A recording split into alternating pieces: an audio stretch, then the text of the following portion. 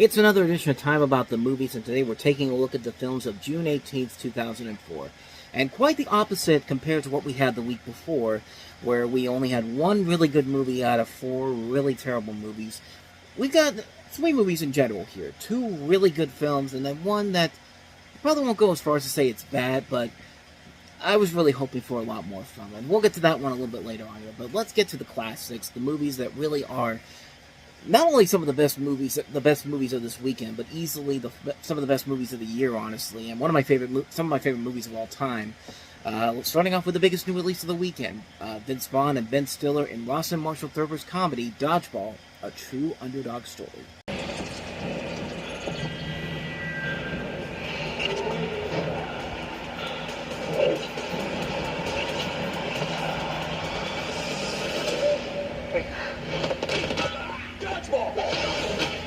There are those who are born to be champions. Here at Globo Gym, we're better than you, and we know it. And then there are these guys. You've got 30 days to make $50,000. Well, your gym becomes my gym. Check it out, cardio cowboy class. That's extremely heterosexual. It's not gay at all. If there was any way in the world we could raise $50,000. I got a great idea to raise the money. A car wash. I mean, what are the chances? Same day, right across the street. That's it, boy. Get in there nice and deep. Now, one team We could play dodgeball. has never been Okay. so challenged. They have a tournament in Las Vegas. The real team needs real uniforms. I hope they fit. Nice. Hello, everybody, and welcome to this year's Las Vegas International Dodgeball Open. Now, there's a souvenir for a lucky fan. 20th Century Fox presents Vince Vaughn. I don't think I'll take my chances in the tournament. Yeah, you will take your chances. That's what you said. That's what I'm saying to you. Okay, I'm not sure where you're going with Well, this. I'm not sure where you're going with this. All right? Touche. Ben Stiller. We should mate. What? I said we should date. I just threw up in my mouth a little bit. Christine Taylor. Good clean family fun there, eh?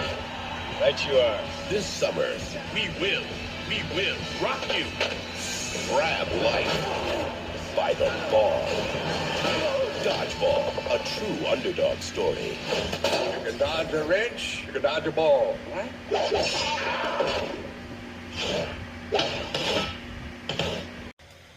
God, what a great comedy this is. I mean, this is one of the funniest comedies I've ever seen. This is a movie that I saw it in theaters, I think on opening day, actually, because this was still when I was in high school. I didn't have to go to school, so I think we went to one of the first showings on that Friday when this came out. But it's a movie that I remember laughing as a kid watching it then. It still makes me laugh 20 years later, and the story, you kind of figure out what it is.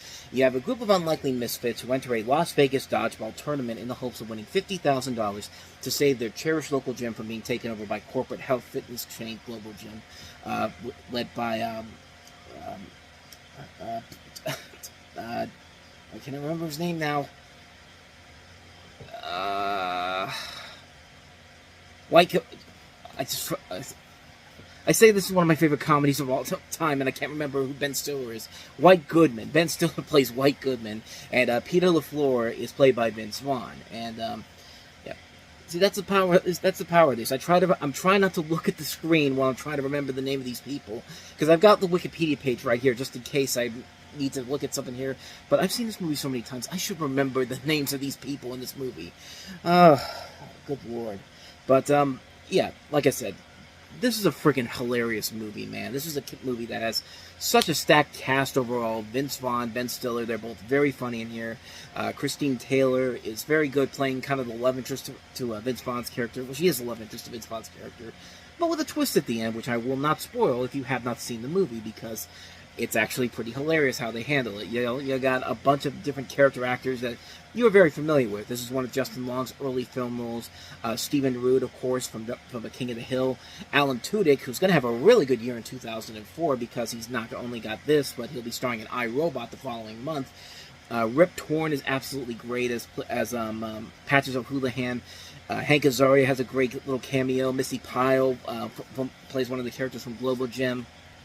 Joel David Moore, Julie Gonzalo, a lot of cameos in here. You know, Gary Cole and Jason Bateman, who are very funny as the announcers of ESPN 8, The Ocho. Curtis Armstrong, Patton Oswalt's in this as well. Roy Beth Denver from All That. William Shatner. There's cameos all over the place. Lance Armstrong has a cameo. Chuck Norris, David Hasselhoff. David Hasselhoff's going to have a pretty good year in 2004, too. He's got 2 memorable cameos in 2 great movies. This and the SpongeBob movie, which we'll get to later on. But there really is not much more I can say about this movie that hasn't already been said. It's freaking hilarious. Has some of the most memorable lines that you can always remember every time you go back to it. Like the whole, especially Jason Bateman. I think this was also in a year where Jason Bateman was kind of stepping back from that character that we saw back in the 80s with him and stuff like Silver Spoons and Inch Your Move, and like these, and you know, he's growing his character out and becoming known as this great comedic actor because he was in Starsky and Hutch. He'd been in a couple other movies later on down the road in the year, and it was another movie for the frat pack people too. This was still when the frat pack was slowly but surely beginning to build their great stretch going into the rest of the decade. But the movie is just so hilarious. It's so funny. It's a very formulaic plot, yes, but what they do to make you laugh in this movie, because that's the whole purpose of the movie, is that to simply make you laugh out loud. And there are moments in here that are so goddamn hilarious that I can't, like, there's too many things in this movie to really, like, I'd be sitting here for over an hour talking about all the great things about this movie in general. This is just a movie that is just so well done. It's a film that knows exactly what it's trying to be. It knows exactly what it's trying to accomplish, and it just knows exactly how to have a good time. It can be really stupid at times, but the stupidity plays into part of the fun, man. I mean, this is just a classic movie. What more can I say about this film that hasn't already been said? Dodgeball, A True Underdog Story, is a terrific film. And, you know, they've been talking about doing a sequel for a long period of time, and I think they just said in the last year or so they're going to try to redo the production of getting a sequel off the ground. But honestly, I really don't want to see a sequel to this. I mean, the first movie works fine on its own. There's really not much more you can do with a sequel to this. I mean, because I feel like if they do a sequel, it'll probably end up being the same thing that happened to Zoolander 2, which was a complete pointless sequel, which just threw in these random cameos that did not make a whole lot of sense. And it's just, I don't know. Like, to me, the first Dodgeball is more than enough. We don't need a sequel. We don't need another film coming more than 20 plus years after the original film. Because the track record for comedy sequels 20 plus years later is not good. I mean, like, and it's just, like, I really don't want to see him to ruin a great movie that works fine on its own as a one film in general. But like, just stick with one film, go do something else, do something original. Like, give us something new and different. But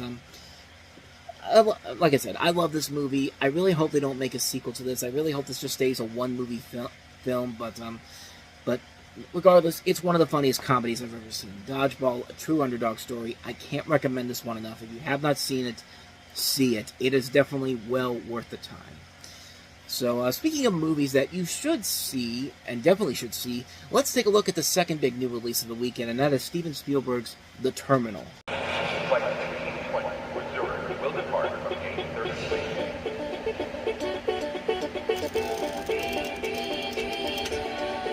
Mr. Navarsky, please follow me. While you were in the air, there was a military coup in your country. The Republic of Carcosia is under new leadership. Carcosia? I don't think he gets it. Where do I buy the Nike shoes? I'm gonna need the passport also. No. No, Mr. Navorsky. Beyond those doors is American soil. You are not to leave this building.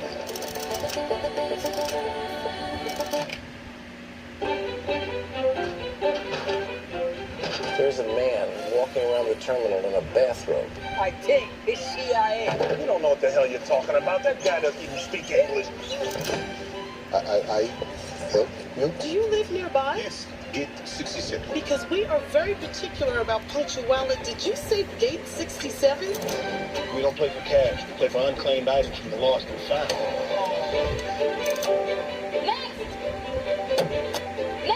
She's a wild stallion. You help me to win her heart and you'll never go home again.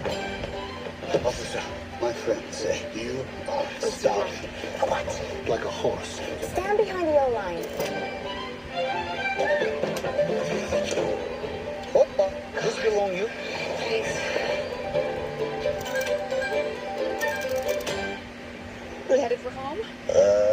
No, I am delayed long time.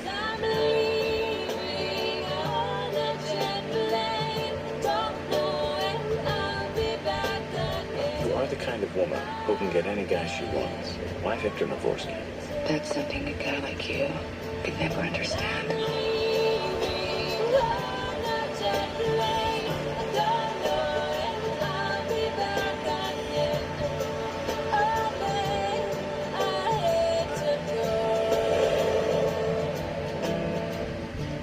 You ever feel like you're just living in an airport?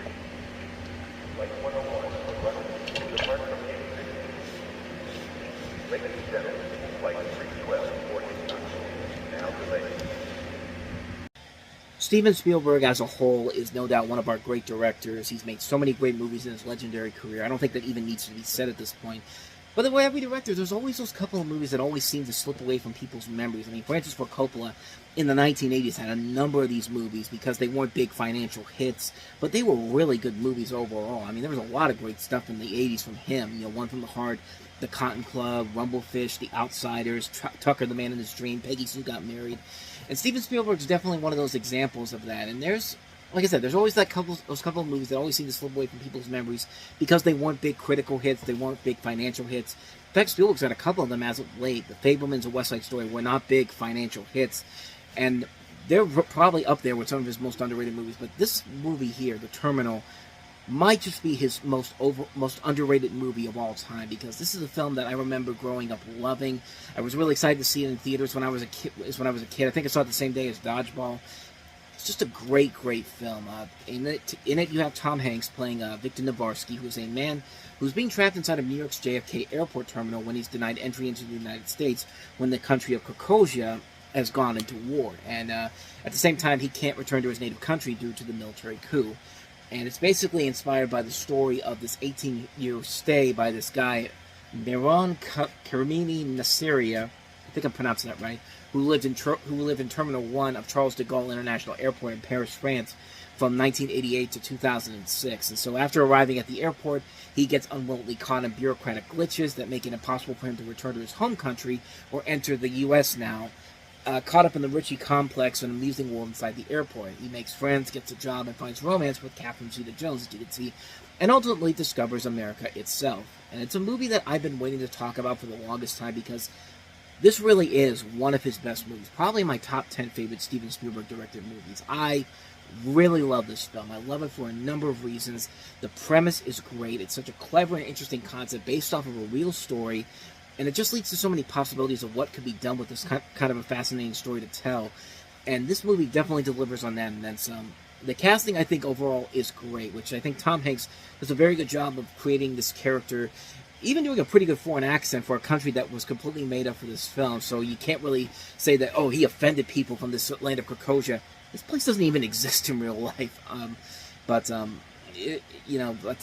saying, like, I love the fact that they had to create this. That's because one of my favorite movies is That Thing You Do, and Tom Hanks basically had to create his own world of music for that film, because those bands in that movie basically do not exist in real life. But this is a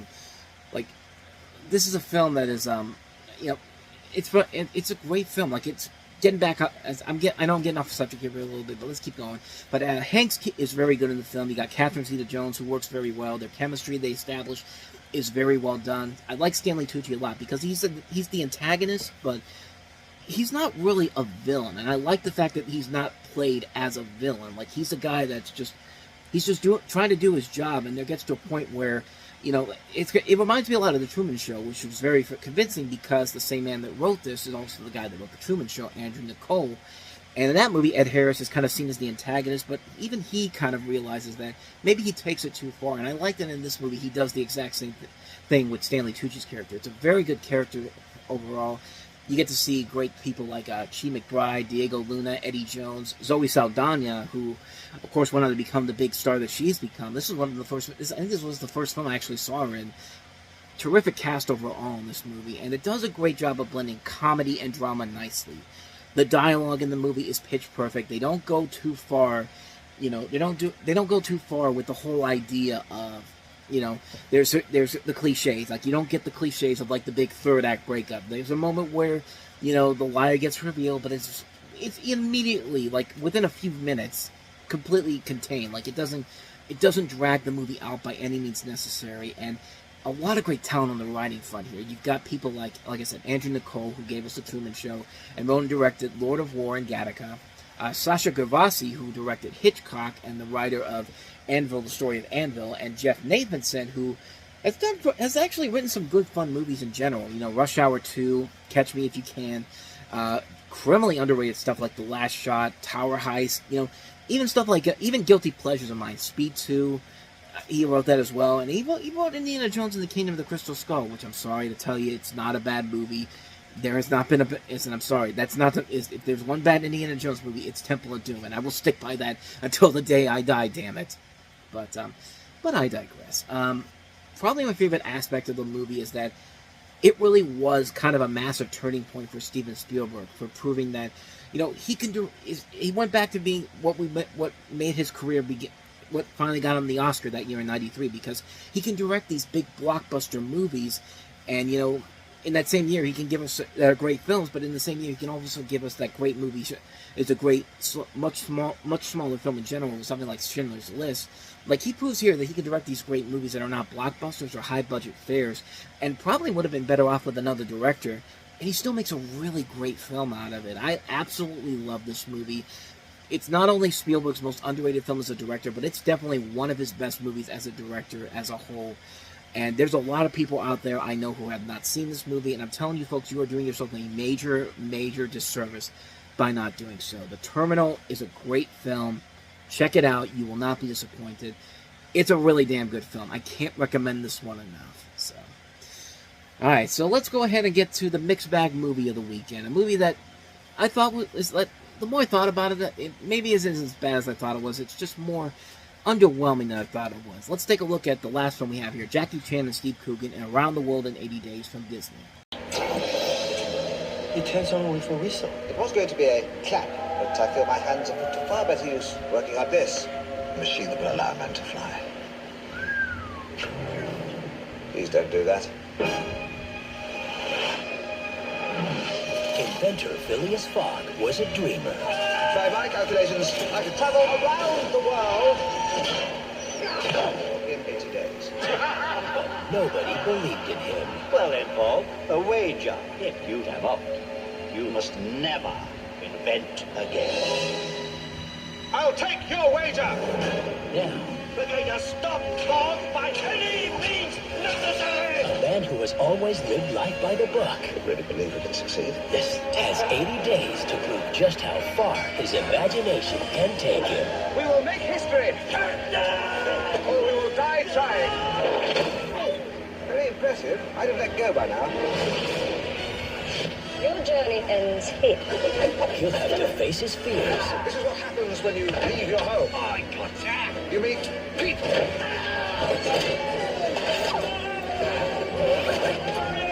And he'll have to find the courage. Where are they now? They're traveling across China. Your silly bracelets don't frighten me. All right. It's not silly. To discover his destiny. I'm seeing the world, working on my flying machine, and learning of new cultures. Miss LaRoche stays to be my wife. Wife number 7. Of 7 wives? One for each day of the week. Do Tuesdays work for you? Walden Media presents. I risked everything, my entire life's work. For something you believe in, nothing could make more sense than that. A story about how far you can go. Mr. Fogg, are you sure? No! When you chase your dreams. Around the world in 80 days. Watch out on the right. Oh, no, my right. Stop helping me! Sorry. I guess Disney was the main distributor here in the U.S. because that trailer is completely focusing more on Walden Media, which I think this was actually one of their earliest movies where their name eventually began to take over on a lot of different kids' films. But this is Around the World in 80 Days. This is the film that is based off, of course, the best-selling, the beloved book by Jules Verne, the 1873 novel, in which you have here, it takes place in the 19th century and centers on Phileas Fogg, played by Steve Coogan, here reimagined as an eccentric inventor in his efforts to circumnavigate the globe in 80 days. And during this trip, he's accompanied by his Chinese valet, played by Jackie Chan. For comedic reasons, the film intentionally deviated wildly from the novel and included a number of anachronistic elements, including Arnold Schwarzenegger showing up in the movie as the Prince Happy, which I can't remember who he was. Now I can't remember who he was. The Prince of Istanbul, who was actually really funny in the movie. Like that scene there in the trailer is really good, and he has a lot of really good, funny moments in the film. And this was around the time when he was governor of California, so I guess he made this before then. But yeah, I remember this movie not being that great, but going back to it a couple months ago to get ready for this, I gotta say, like, the pieces were definitely there for something very fun in general, but I think a couple things really hold it back. One, the fact that they went all straightforward comedy, I think really hurts them in the long run. I think the fact that they went so far away from the books, I think really hurts them in the long run. I think they got Frank Coraci, who did The Waterboy and would later do Click after this, and he also did The Wedding Singer too. A good director overall, but I just don't feel like he had a good enough script to really work with here. You got three writers here who I don't know too much about, because two of the guys here, I barely see any works by them. And the first guy, David Titcher, is more known for creating the show The Librarian, which is basically kind of like a TNT knockoff of Indiana Jones in a way, which that show also included Bob Newhart, which, by the way, today he died, so rest in peace, Bob Newhart. But getting off topic there for a second, but I also think the movie also really failed because it doesn't have that big cast that a story like this should have. I mean, there's big names in it. Like I said, Jackie Chan, Steve Coogan, Arnold Schwarzenegger. You've got Cecile de France from High Tension, Jim Broadbent, Ewan Brenner, Mark Addy's also in here, Kathy Bates, John Cleese, Richard Branson's also in the movie as well, Rob Schneider, Luke Wilson, Owen Wilson, Macy Gray for some reason. This was around the time when people were trying to make her the next big thing. Will Forte, I think this was pre-Saturday Night Live, or just when he was starting on Saturday Night Live, if I'm not mistaken. But I don't know, like, there was another version that NBC did back, a miniseries version with Pierce Brosnan in it. I think that had a big cast in general here. I think they really should have just went all out with this and just gone with a huge cast. I mean, it's co-produced by Disney. You mean to tell me that Disney won't put all that more money into getting more bigger names in this? They put more money into Home on the Range than they did with this movie. That should tell you something right there. Like, but then again, this was in that second half of the tenure of Michael Eisner, where, you know, go for cheap and pretend to make it seem like it's much bigger than it has any intentions to be. But I don't know. Like, there's definitely a lot of pieces there where this probably could have worked. I really do think that this really could have worked better if they had more of a bigger budget to it, if there was more of an ensemble to it, a bigger high-profile ensemble to it, if they tried to go more closer to the books. There's a great movie in here somewhere, and I feel like somebody out there will eventually make a great movie adaptation of the storyline where it can be not just an action-adventure, but also a comedy as well. Looking to see some of the other versions of Around the World in 80 Days that have been done since this movie came out, and there was one that was like an animated movie that you would probably see in a Walmart $5 DVD bin, which looks pretty bad. But there's also one with David Tennant that's on a TV series that's on I think it's on the BBC, which has gotten some good reviews to it. So maybe there is a good modern adaptation of this out there. I just haven't found it, But yeah, like I said, this is a movie that definitely could have been a whole lot better. This is a film that could have easily been a film that really should have been a lot bigger and a lot more ambitious than they could have been. But the end result is just a film that has a lot more potential to it that just doesn't really live up to what it could have been.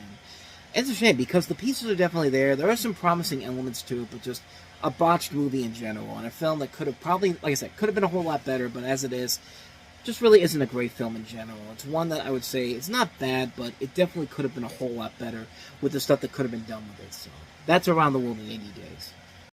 And so on that note, we wrap up another edition of Time About the Movies. And the next time we meet, we've got 4 movies to wrap up the month of June, including the most controversial movie of the year, and that is Michael Moore's hit documentary, Fahrenheit 9/11. And we've also got another controversial movie, maybe not as controversial as Fahrenheit 9/11, but yeah, Keaton Ivy Wayans is the Wayans brothers as white chicks. I mean, that's controversial in itself, but it ended up being a huge hit for some reason. But also we've got Ryan Gosling and Rachel McAdams in Nicholas Sparks' The Notebook, and also Freddie Highmore in The Adventure, Two Brothers. And so an overall big weekend of movies to look at next time around. We will delve into all those films all on the next episode. But until then, thank you so much for watching, and if you want to see more videos like this, please hit the plays on the next page, check out the previous episode, and also don't forget to hit the like and subscribe button if you want to see more videos like this on this channel. So, with that said, I'm off. I will see you guys next time, and until then, as always, take care.